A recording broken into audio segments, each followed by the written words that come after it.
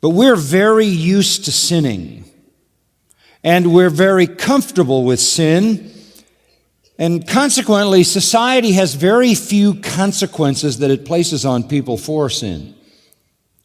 So when people grow up in a world where things that once were defined as sin are no longer defined as sin, and behaviors have no consequence in the society, where, for example, when Junior comes home at the age of 12 and announces to his mother that he's a homosexual, she becomes a homosexual advocate.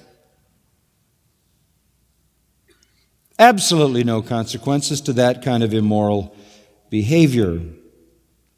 There's a warped sense of good and evil and a distorted understanding of justice.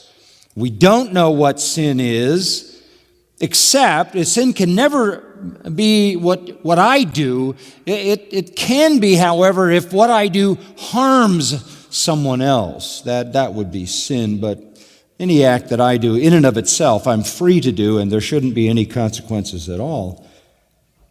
And the truth of the matter is then, if the culture imposes no consequences and the family imposes no consequences, the society places no stigma on people for the kind of behaviors that are sinful behaviors. People get so used to sinning without consequences that when you introduce the idea that they will pay in full forever for every sin, that is just alien to their thinking.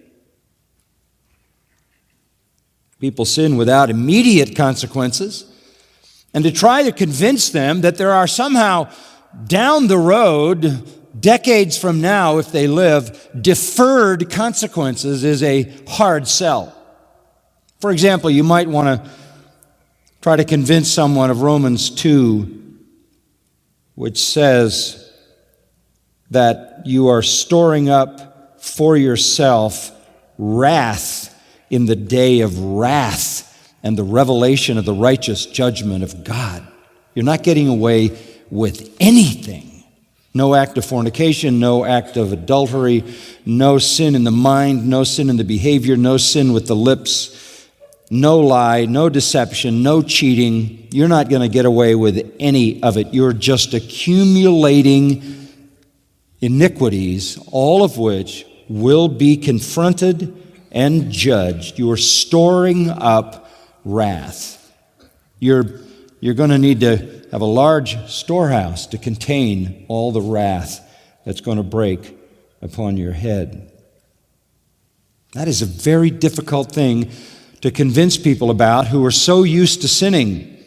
And at the same time, they're so used to getting away with it. They're not only used, can I say, to getting away with it in the culture and in the world, but professing Christians are used to getting away with it in the so-called church.